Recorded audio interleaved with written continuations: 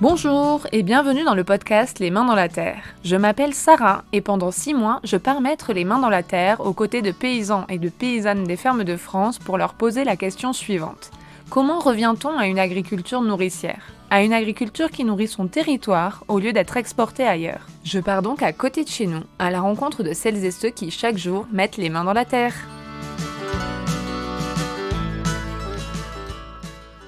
Pour ce deuxième épisode, je vous emmène à la ferme de Laurence dans les Monts du Lyonnais où j'ai passé une semaine. Depuis 17 ans maintenant, Laurence s'est reconvertie pour y élever des poules pondeuses, des poulets de chair et des brebis bio. Au-delà de son engagement pour une agriculture biologique, elle nous partage son expérience de néo-paysanne et nous parle de son nouveau combat pour la Bio Plus, qui nous invite à regarder au-delà des labels dans nos choix alimentaires. Qu'est-ce que la Bio Plus et pourquoi cette nouvelle valorisation ? Entre bio ou local, que vaut-il mieux privilégier ? Quelle est la place du bien-être animal dans l'élevage ? Et surtout, pourquoi est-ce important d'avoir une agriculture diversifiée sur notre territoire ? Autant de questions que l'on se pose souvent en tant que consommateur pour faire des choix responsables et conscients. Laurence nous apporte ici ses réponses et bien plus encore. Alors bonne écoute avec les mains dans la terre.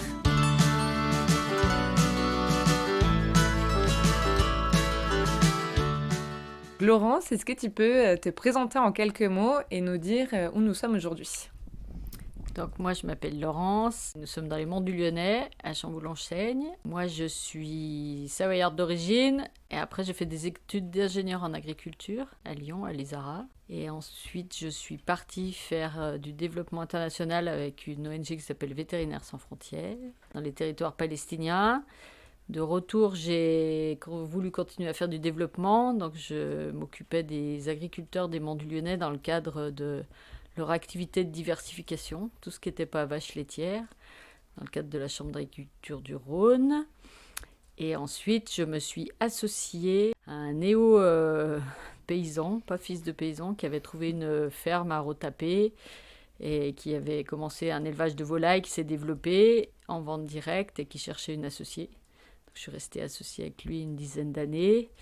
Et ensuite, on s'est séparés et moi, je suis passée en élevage bio, vente directe, en circuit court, sur un petit marché bio à la ferme et 2 AMAP. Donc on est aujourd'hui chez toi, à la ferme de Laurence. J'aimerais bien avec toi qu'on lance un petit rituel des mains dans la terre, qui sont les brèves de campagne, puisque quand je t'ai rencontré, c'est toi qui en parlais, qui disais que souvent c'était très facile de s'imaginer le quotidien de quelqu'un qui vit en ville, mais par contre quelqu'un qui vit à la campagne et à la ferme, c'était difficile. Donc, est-ce que tu peux nous faire une brève de campagne ? Alors, en bref de campagne, je peux vous faire la journée type de la vie d'une fermière qui a des poules pondeuses, des poulets et des brebis qui font des agneaux. Donc le matin, moi je suis une néo-paysanne, donc je me lève pas très tôt. Donc après, je vais prendre mon petit panier, je vais ramasser les premiers œufs pondus du matin près de mes poules.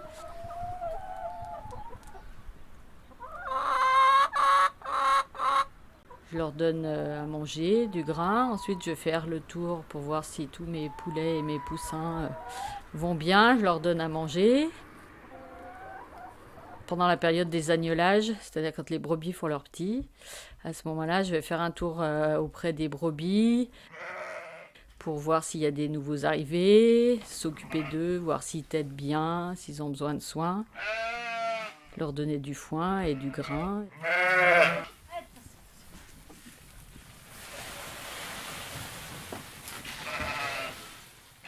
Ensuite, je reviens, je ramasse les œufs qui ont été pondus entre le matin et le début d'après-midi. Je trie les œufs, je les range et je retourne chez moi pour faire soit des papiers, soit de la compta, soit prendre mon petit goûter avant la soirée. Toi, tu es devenue justement néo-paysanne. Qu'est-ce que ça veut dire être néo-paysan aujourd'hui en fait et pourquoi tu as fait ce choix-là ? En fait, donc moi je suis d'origine agricole. Mes grands-parents avaient des vaches, comme souvent les grands-parents des gens. Et j'étais intéressée par tout ce qui était nature et biologie. C'est pour ça que j'ai fait des études d'ingénieur en agriculture. Et finalement, je me suis dit que c'était pas mal aussi, après avoir fait de la théorie de développement, de m'installer moi-même avec la vraie vie de paysan, c'est-à-dire pas mal d'avantages, être son propre patron, vivre avec les animaux, vivre au rythme des saisons. Et surtout, ce qui m'intéressait, c'est d'aller de la fourche à l'assiette, c'est-à-dire de faire mes produits, de les vendre moi-même, et ce qui est très satisfaisant puisque les consommateurs sont très contents et c'est très valorisant pour les paysans et les paysannes. D'où la vente notamment en AMAP. Est-ce que tu peux nous expliquer exactement ce que c'est et nous en dire un petit peu plus sur ce fonctionnement? L'AMAP, c'est l'association du maintien de l'agriculture paysanne. Ça a commencé au Japon il y a longtemps. Et après, c'est venu en Europe. Et en fait, c'est un système qui permet de faire une avance de trésorerie aux paysans. C'est-à-dire qu'en début de saison, moi, je signe des contrats pour vendre des poulets entiers découpés et des œufs et des agneaux. Tout est prépayé et je n'ai plus à me soucier du côté trésorerie. J'ai plus qu'à préparer mes commandes pour que les paniers soient remplis correctement au moment de la livraison. Donc les clients viennent, on se rend sur le lieu de la map et quand ils se présentent, ils donnent leur nom et on leur donne le panier correspondant. Il n'y a plus d'échange d'argent. Ils viennent chercher leur panier et on peut en profiter pour discuter. C'est le fonctionnement des AMAP. Et alors, être éleveuse de poulets et d'agneaux bio, ça implique quoi exactement? En termes de contraintes, ça veut dire qu'on ne peut pas mettre autant d'animaux qu'on veut dans les bâtiments. Par exemple, en poulet, c'est 10 poulets au mètre carré maximum dans les bâtiments. Et il faut que chaque poulet il ait 10 mètres carrés de parcours chacun. Donc ça veut dire qu'il faut qu'il y ait un grand parcours devant. D'ailleurs, on voit la différence, même pour les poules, que les parcours des volailles restent en herbe, à part juste devant la porte où évidemment ils piétinent plus, mais sinon c'est toujours en herbe. Ça veut dire qu'ils ont suffisamment de surface pour pas piétiner toute l'herbe qui est à leur disposition. Mais c'est pas une contrainte puisque c'est un avantage. Les poulets vont dehors, ils trouvent de quoi gratter dehors et de quoi manger des insectes, des vers de terre et ils sont beaucoup plus beaux. Pour les agneaux, en fait, la contrainte principale, c'est toujours pareil, il faut que ça soit extensif. Il faut aussi valoriser en direct parce qu'il n'y a pas de filière organisée pour valoriser les agneaux bio. Donc en fait, il faut se débrouiller soi-même. Et en plus, il faut réfléchir à une autre façon de produire. Par exemple, les agneaux de Pâques traditionnels. À Pâques, en fait, on ne peut pas avoir des agneaux qui sont allés brouter de l'herbe puisque à Pâques, il n'y a pas encore d'herbe. Donc c'est des agneaux de bergerie, c'est-à-dire qu'ils sont tout le temps fermés. Et à ce moment-là, il faut leur donner des granulés. Alors, si on veut faire la même chose en bio, c'est pas interdit, puisque l'hiver, de toute façon, on a le droit de les garder en bâtiment à condition qu'ils soient pas trop serrés. Mais par contre, donner de l'aliment bio pour faire des agneaux prêts à Pâques, ça coûte beaucoup plus cher que de faire des agneaux conventionnels de Pâques avec des granulés non bio. Donc, c'est pour ça qu'il faut réfléchir. Moi, je fais pas d'agneaux de Pâques avec des granulés bio. Je préfère les faire qu'ils soient prêts au mois de juin, juillet, parce qu'ils auront eu le temps de brouter de l'herbe et les brebis aussi. Quand on fait de l'agriculture bio, il faut réfléchir autrement pour valoriser au mieux sans apporter depuis l'extérieur soit des produits végétaux, soit des produits phyto, soit de l'alimentation. Oui, au niveau veto d'ailleurs, c'est quoi les contraintes de la bio? En fait, ça dépend les productions, mais pour parler par exemple des brebis, en conventionnel, on peut faire les traitements vétérinaires qu'on veut, à condition d'avoir une ordonnance, évidemment, avec son vétérinaire, mais il n'y a pas de limite. Alors qu'en bio, il faut justifier le fait de faire des antiparasitaires, le fait de faire des antibiotiques. C'est-à-dire, par exemple, pour les antiparasitaires, on fait des analyses de crottes, ça s'appelle des coprologies, pour voir les parasites que nos brebis ont et ne traiter que ces parasites-là. Il est interdit d'utiliser des antiparasitaires à large spectre qui tuent tous les parasites parce que c'est pas bien pour la brebis non plus de plus en avoir du tout parce qu'elle est plus protégée. Et puis c'est trop dangereux pour l'environnement parce que ça pollue aussi les insectes qui vont aller sur le fumier, tout ça. Donc nous on essaye de traiter le moins possible et le mieux possible suite aux analyses de crottes. Et est-ce que d'ailleurs tu peux nous parler de toi, ta conversion au bio, puisque tu nous as dit au début que tu n'avais pas été bio de suite, donc comment ça s'est passé et est-ce que ça a été difficile ou un défi? En fait, moi je me suis associée à quelqu'un qui était déjà installé, qui n'était pas en bio, mais par contre qui avait des conditions d'élevage extra intensives en volaille là. Donc avec des poulaillers construits en bois, avec des grands parcours, sans traitement vétérinaire sur les animaux et tout ça. Le seul truc qui n'était pas bio, c'était l'approvisionnement en aliments.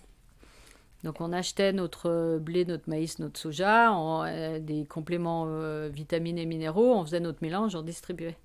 Donc moi, quand je suis passée en bio, en fait, j'ai absolument rien changé, sauf l'origine des graines que j'achetais pour nourrir mes poulets. C'était extra extensif. Oui, c'était extensif, ouais. Ouais. Donc, en l'occurrence, là, vu qu'on était déjà très extensif, c'est-à-dire sur beaucoup de surface, avec des faibles densités d'animaux dans les bâtiments, et pas de traitement vétérinaire, ça n'a absolument pas changé ma méthode de travail. C'est juste les fournisseurs, et en plus, je me suis dit, sur la qualité des poulets, comme ça, vu de l'extérieur, ça ne changeait pas grand-chose, mais par contre, ça incitait les producteurs de céréales auxquels j'achetais... en général, l'augmentation de la demande en céréales bio incitait d'autres producteurs de céréales à passer en bio. Donc, c'était mon combat. C'était ça. Après, il y a des productions qui sont plus facilement... on peut plus facilement passer en bio, en élevage notamment. Mais par exemple, en arboriculture, vu qu'en bio, l'arboriculture conventionnelle, il y a vraiment beaucoup de traitements. Et si on veut passer en bio, en fait, il ne faut pas changer que sa façon de traiter ou de non traiter, puisque les arbres ne sont pas adaptés du tout à la production bio.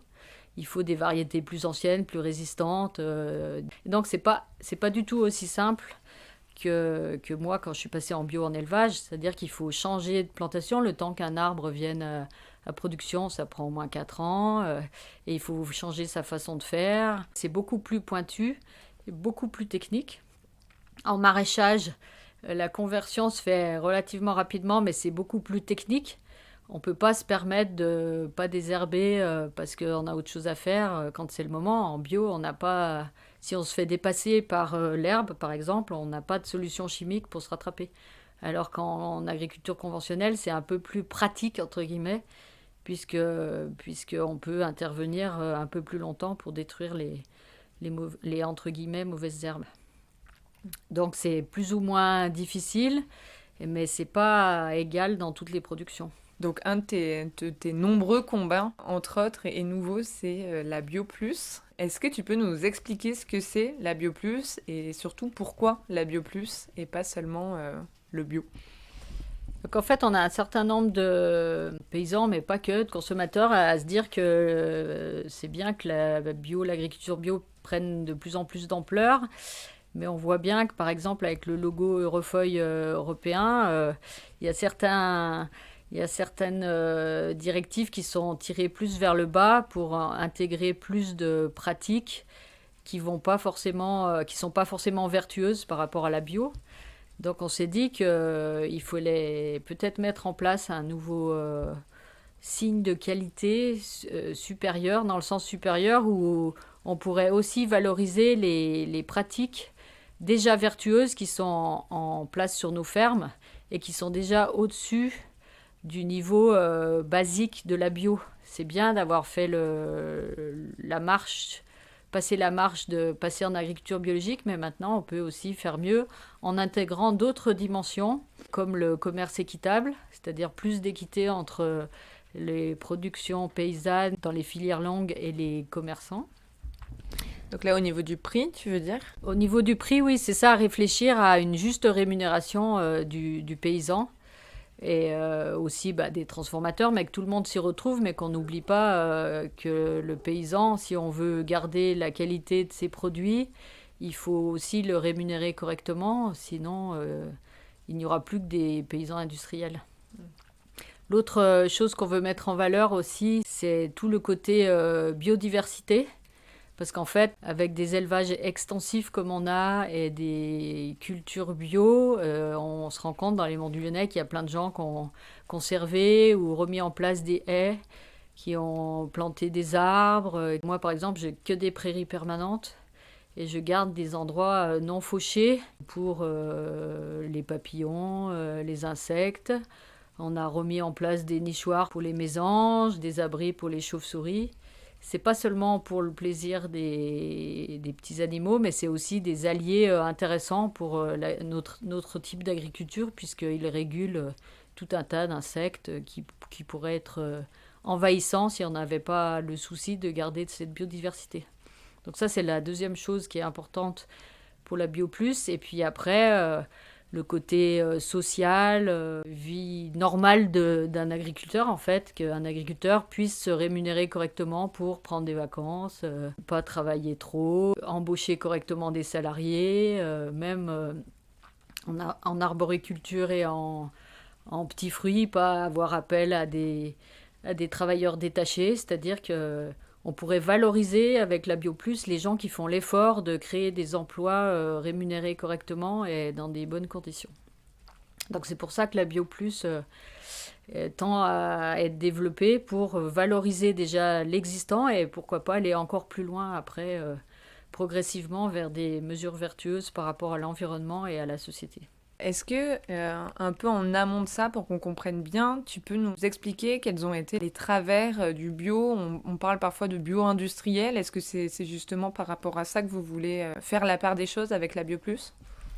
Oui, le bio et le bio industriel, il y a eu un combat qui a été mené l'année dernière, je crois, pour essayer d'éviter d'avoir, par exemple, des tomates bio sous serre chauffée toute l'année.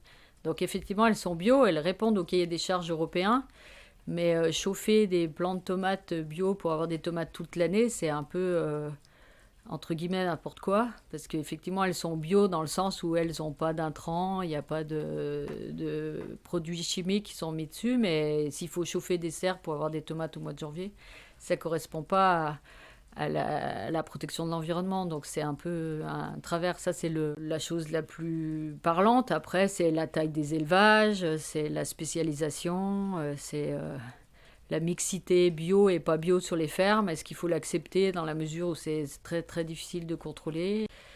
Donc il faut prendre garde à ça, et bio, ça veut pas dire que pas mettre de la chimie de synthèse pour faire pousser les plantes, c'est aussi tout le respect de l'environnement. Donc c'est pour ça qu'il faut qu'on ait un œil sur la valorisation des bonnes pratiques et qu'on essaye de travailler là-dessus. Et alors, une question aussi, entre bio et local, que choisir?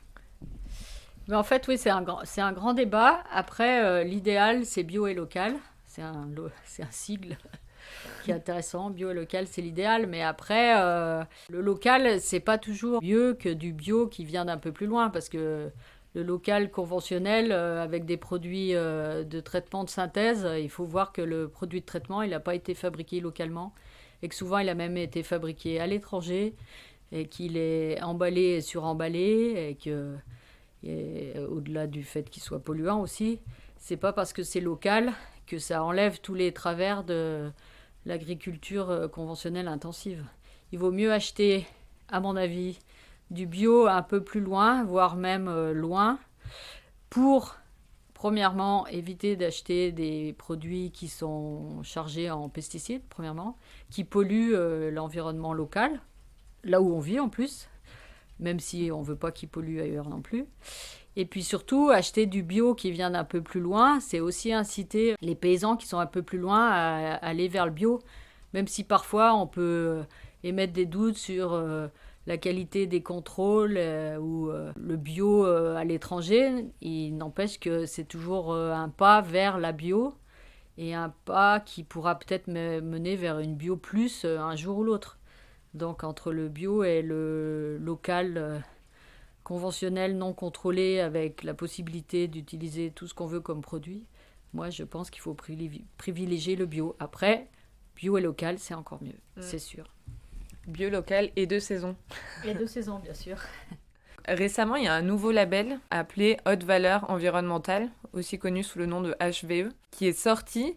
C'est quoi par rapport au bio? Et pourquoi, en fait, c'est nouveau alors qu'il y avait déjà le bio qui existe?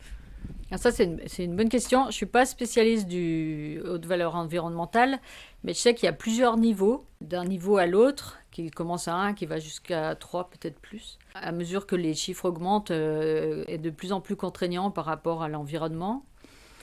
Mais par exemple, le niveau 1 de haute valeur environnementale, c'est juste dire qu'on respecte la réglementation au niveau des dosages, par exemple des produits phyto. Mais les produits phyto de synthèse ne sont pas du tout interdits.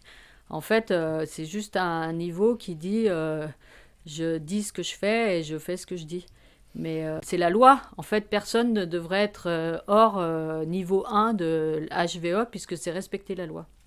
Après, l'augmentation des niveaux, ça peut permettre de, on va dire, si on est optimiste, de rentrer vers le respect de l'environnement plus progressivement que si on passe en bio, où en bio, on n'a que 2 ans de conversion pour passer en bio et avec des contraintes beaucoup plus exigeantes. Mais si je veux faire court, HVE, eh ben, c'est en attendant de passer en bio, quoi. C'est pas bio quand même, puisque les produits phytos sont pas interdits et que c'est quand même la base de la bio, c'est de ne pas polluer la terre sur laquelle on cultive et sur laquelle on vit.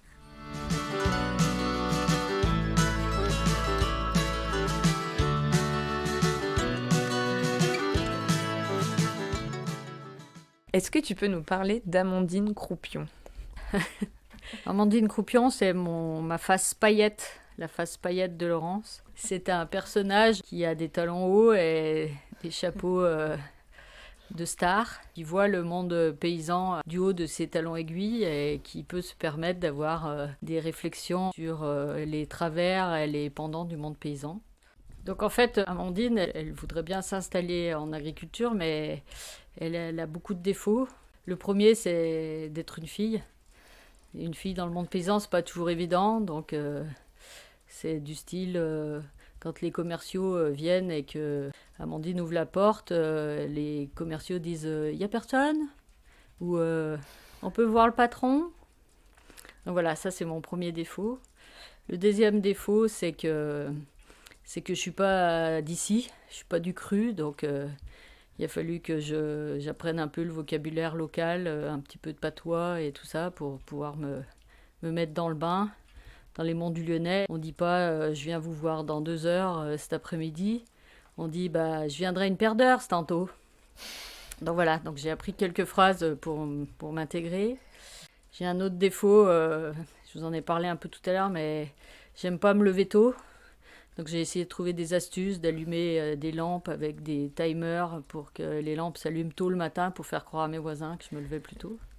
Mais bon, c'est pas parce que je suis une paysanne que je suis pas une femme moderne. Tout est question de vocabulaire. À la ferme, on dit plus c'est elle qui porte la culotte. Mais elle est saisie par l'empowerment féminin. On ne dit plus elle est passée en bio, mais elle a opté pour le lifestyle de la green cause. Le paysan ne dit plus « j'élève des vaches qui produisent, donc travaillent pour moi ». Le paysan moderne doit dire « je fais du coworking ». Vous voyez, pour entrer dans le monde paysan, même si on a beaucoup de défauts, avec un peu de vocabulaire et un peu d'humour, on peut toujours y arriver et finalement les gens nous acceptent comme on est. Et parfois même envient notre regard nouveau sur le monde agricole. Super. C'était un extrait des tribulations d'une fille qui voulait être fermière, donc parce que tu es aussi humoriste dans une double vie, Laurence. Et du coup, à travers du prisme du regard de Amandine Croupion, étant paysanne moi-même, je peux me moquer un peu des travers et les pendants du monde paysan. Justement, est-ce que tu peux nous parler un petit peu de ton expérience au début quand tu as décidé de t'installer? Est-ce que tu as eu des difficultés au début justement avec tous tes handicaps, comme tu dis, déjà en tant que femme et puis en tant que non issue du cadre familial agricole?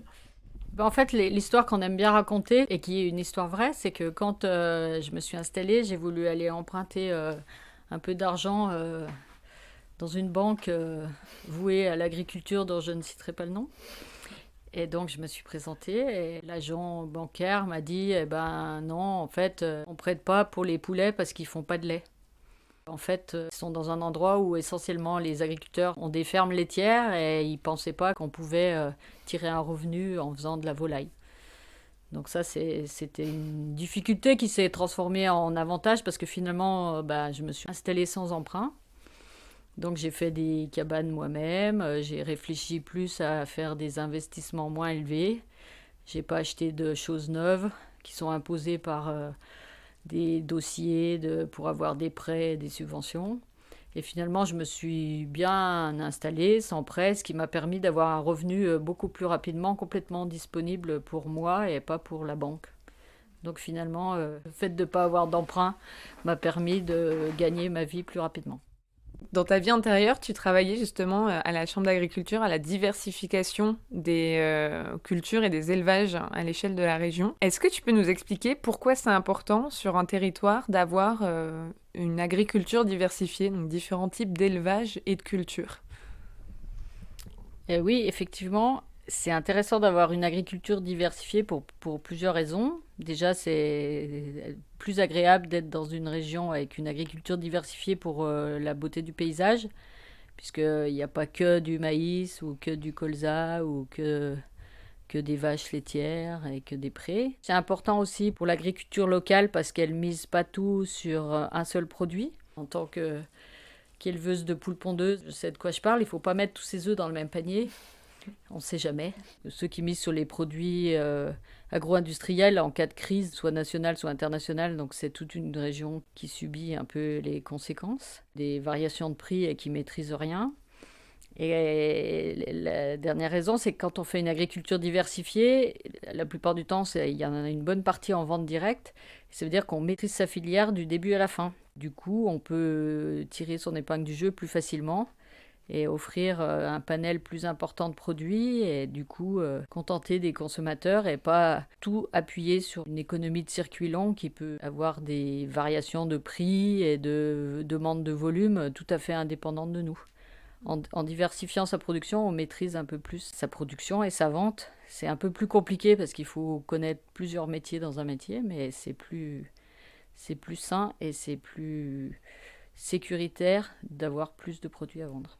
Oui, parce que là, tu parles de diversification à deux échelles, en fait. La diversification au niveau régional et puis la diversification même au niveau de la ferme. Comme tu disais que toi, tu avais deux types d'élevage et plusieurs ateliers de transformation d'une même production de viande. Donc, en effet, la diversification est importante à différents niveaux. Et est-ce que tu peux nous expliquer peut-être aujourd'hui, si on dézoome un petit peu et qu'on regarde le territoire français, à quoi ressemble le paysage agricole et comment on en est venu en fait à cette spécialisation des régions par type d'élevage ou de culture? Moi, je ne suis pas une spécialiste de la question, mais je pense qu'en fait, en voulant toujours s'agrandir, les paysans se sont spécialisés. Avant, tout était basé sur la polyculture élevage. Et donc, ils se sont agrandis. Donc, en s'agrandissant pour investir, ils ont fait des emprunts. Une fois qu'ils ont des emprunts, c'est la course à la vente. Ils ne peuvent pas passer du temps sur plusieurs ateliers. Donc, ils essayent de se spécialiser pour un gain de temps au niveau de l'exploitation. Donc, il y a des régions comme la Beauce où il y a plus de haies. Il n'y a pas beaucoup de chemin, ou dans le nord où on fait des kilomètres où on voit que des terres labourées ou de la boue après la récolte des betteraves. Et ça, c'est suite à ça. Après, dans ces régions, comme il y en a pas mal qui ont grossi, les derniers résistants, les petits agriculteurs, en fait, ils n'ont plus accès au matériel en commun des autres agriculteurs parce que c'est trop gros. Donc ils sont condamnés soit à résister et à investir pour eux-mêmes, mais ils se retrouvent plus dans la communauté agricole environnante. Donc c'est la course à la spécialisation et c'est la course à l'emprunt. Et après, une fois qu'ils sont coincés dans ce système, ils peuvent plus revenir en arrière. D'ailleurs, moi, j'ai eu plusieurs fois la remarque en discutant avec des paysans spécialisés beaucoup plus gros que moi au niveau de taille de l'exploitation, où j'étais pas d'accord avec leur système de culture. Et la remarque qu'ils font souvent, c'est qu'ils me disent bah, toi, tu peux pas comprendre parce que t'as pas d'emprunt. Donc en fait, ils sont coincés dans ce système et ils peuvent pas faire marche arrière. Donc c'est un peu le problème de la spécialisation, justement. Et à côté de ça aussi, on entend en même temps, c'est pas avec des petites fermes qu'on va nourrir le monde. Qu'est-ce que tu réponds à ça? Bah, je réponds que, par exemple, pour citer un cas très local, la spécialisation en conventionnel, par exemple ici sur les coteaux du Lyonnais, a fait que la terre est quasiment stérile. C'était une région spécialisée dans la culture des petits fruits et très intensive avec beaucoup de produits phytosanitaires qui a abouti à quasiment une stérilisation des sols. Et donc maintenant, les gens ils me disent oui, mais on n'a pas le choix, on est obligé de faire du hors-sol parce que sinon plus rien ne pousse. Et donc je me dis que c'est pas en faisant de l'agriculture conventionnelle à outrance avec des produits phyto qu'on va nourrir le monde puisqu'on arrive à stériliser la terre. Et c'est ce qui se passe aussi au Brésil où on est obligé de défricher des grandes surfaces d'Amazonie pour remplacer les terres qui sont plus utilisables en agriculture. Donc quand on dit qu'il faut plus de terrain pour produire la même quantité de nourriture en bio, ça c'est vrai sur des terrains équivalents, effectivement, puisque c'est moins intensif. Mais par contre, ce qu'il faut voir, c'est que les terrains qui sont cultivés en bio, ils pourront être cultivés en bio encore dans 30 ans, 40 ans, 50 ans. Alors que les terrains utilisés en conventionnel intensif, c'est sûrement pas le cas. Dans 5 ans, il faudra qu'ils changent de culture et peut-être même qu'ils changent d'endroit parce que ce sera plus possible. Donc c'est un faux problème de dire ça. Et ce qu'il faut voir, c'est que avec les petites fermes, on pourra nourrir beaucoup plus de gens en faisant des fermes diversifiées que de la spécialisation à outrance. D'où l'importance de revenir à une agriculture nourricière et résiliente.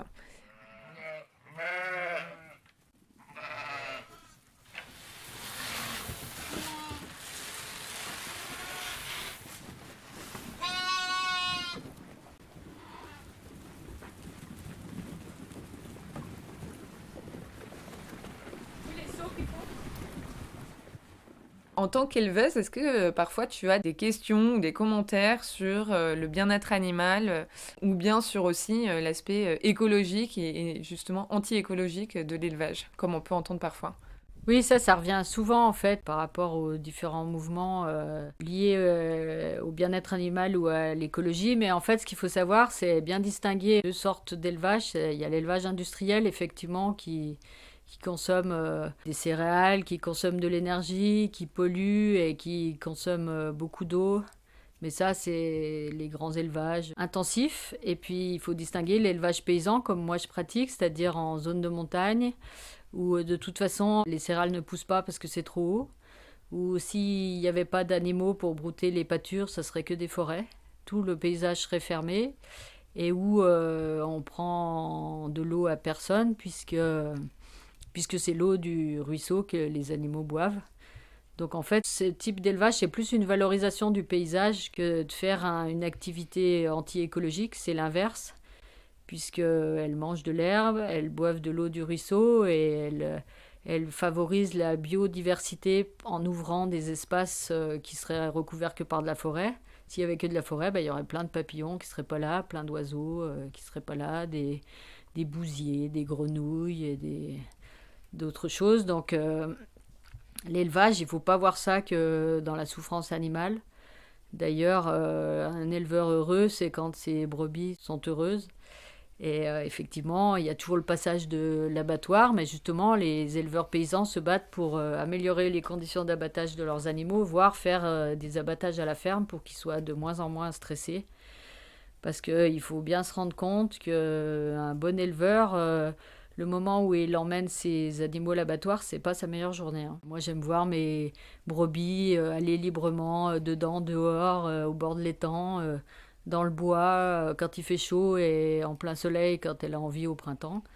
Ça, c'est mon bonheur. Et après, effectivement, la finalité, c'est la viande, mais avant, il aura rendu tout un tas de services. Et il faut savoir aussi que la matière organique animale, le fumier, est indispensable au cycle de la vie et que quand on fera plus d'élevage, il y aura un souci aussi pour faire des bons légumes bio en quantité suffisante. Donc c'est tout un ensemble et l'élevage paysan, ça a toute sa place et ne prend pas la place d'autres productions.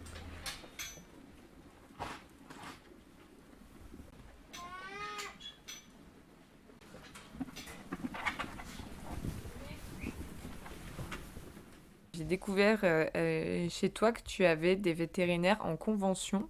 Ça permet aux éleveurs d'avoir plus d'autonomie technique sur leur ferme. Donc, est-ce que tu peux nous expliquer en quoi ça consiste et justement pourquoi c'est important?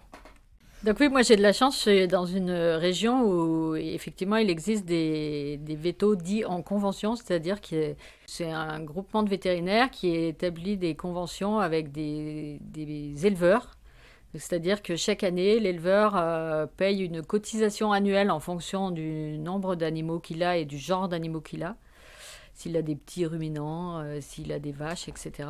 Par rapport à cette cotisation de base, il a une formation aux premiers soins vétérinaires par le groupement Veto sur comment faire monter sa pharmacie, avoir les produits de base pour intervenir pour les petites interventions. Donc ça, c'est la formation de base. Ensuite, la formation de base est complétée par les gestes simples d'injection, d'agnolage en ce qui concerne les brebis, de premiers soins. Et il y a aussi une permanence téléphonique tous les jours où on peut appeler en disant bah voilà, ma brebis elle a tant de fièvre, elle se comporte comme ça, que vous avez une idée de ce qu'elle peut avoir, et en fonction, au lieu de venir sur place, il va nous proposer en disant bah moi à mon avis elle a ça, tu devrais essayer le produit que je t'ai dit là en injection, et puis si tu reprends sa température dans 4 heures, et si elle va moins bien tu me rappelles, et à ce moment-là j'interviendrai. Donc en fait c'est une relation de confiance entre l'éleveur et le vétérinaire. Le but du vétérinaire, c'est de former le plus possible l'éleveur pour qu'il soit autonome, justement, et l'éleveur s'y retrouve parce que c'est très quand même valorisant pour un éleveur d'arriver à soigner lui-même sa brebis ou sa vache, de faire les premiers soins, et puis s'il peut pas, il appelle le vétérinaire, mais il a déjà pratiqué les premiers soins pour calmer l'animal et pour qu'il ait moins mal en attendant le vétérinaire. C'est un peu comme les AMAP, mais pour les vétos, c'est-à-dire qu'il n'y a pas la relation financière est passée au moment de l'adhésion, et après chacun sait qu'il peut travailler dans de bonnes conditions avec l'autre. C'est ça les vétos en convention. Et alors, qu'est-ce que tu as appris à faire, toi, et qu'est-ce que tu as pu faire comme opération ou intervention au téléphone avec ton veto au bout du fil? Et par exemple, sur les brebis, ça arrive qu'il y ait des retournements de bonnet, c'est-à-dire que quand la brebis est pleine et que juste avant qu'elle fasse ses petits, elle peut avoir des fois quelques contractions et elle a un retournement du bout du placenta, pour faire simple. Et donc, c'est une partie du placenta qui sort.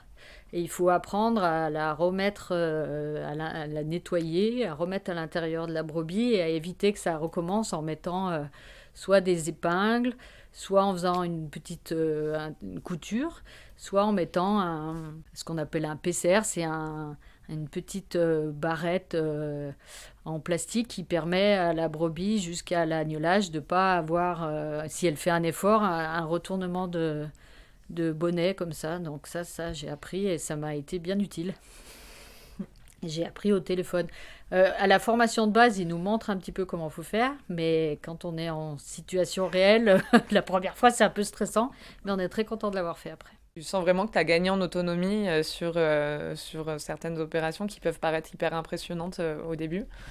Eh ben oui, parce qu'en fait, en vache, c'est un petit peu moins vrai, mais en brebis, si on a fait intervenir un vétérinaire conventionnel, enfin qui n'est pas en convention, mais un vétérinaire normal, quoi, l'intervention du vétérinaire, c'est à peu près le prix d'une brebis. Donc en fait, c'est sûr qu'on va hésiter à le faire venir, et si on n'est pas formé, donc on va attendre, machin, on va essayer de trouver des solutions, mais on ne sait pas. Donc c'est très stressant pour l'éleveur, c'est super stressant pour l'animal parce qu'il souffre. Et en général, on attend, et puis finalement, on fait quand même venir le vétérinaire, mais on l'a fait venir trop tard. Il va quand même nous facturer, et finalement, ça va pas être bon pour la brebis non plus. Donc c'est vraiment, moi je trouve qu'avec les vétérinaires en convention, on gagne en autonomie, et puis aussi on est beaucoup plus serein, et nos animaux aussi, puisque du coup, on n'hésite pas à appeler le vétérinaire dès qu'on a un doute pour avoir au moins un conseil. Est-ce que pour conclure cet entretien, tu aurais un conseil à donner à celles et ceux qui, comme toi au début, aimeraient se lancer et s'installer, mais qui n'osent peut-être pas parce qu'ils ne viennent pas de ce monde agricole? Oui, en fait, il faut suivre ses rêves dans la mesure du possible, et il faut essayer d'avoir le moins de regrets possible, parce que ça, les regrets, c'est trop tard. Donc, et le conseil, c'est qu'il ne faut pas partir en tête en n'ayant fait que de la bibliographie. Il faut prendre le temps d'aller voir différents types d'agriculture, différents types d'agriculteurs et d'agricultrices, différentes productions, même si a priori on pense par exemple que l'élevage, c'est pas son truc. Aller à la rencontre, poser toutes les questions qu'on se pose. Il faut bien retenir que les questions bêtes, c'est surtout celles qu'on ne pose pas. Il n'y a pas de questions bêtes, en fait. Ça permet aussi à l'agriculteur qui répond aux questions de réfléchir des fois lui-même au sens de ce qu'il fait. C'est vachement bien pour l'agriculteur aussi. C'est pas un poids d'aller le voir et de lui poser des questions. Normalement, c'est un plaisir. Et puis, les handicaps, en fait, il n'y a pas de handicap. Il faut valoriser vos qualités et passer par-dessus vos handicaps. Mais il faut y aller.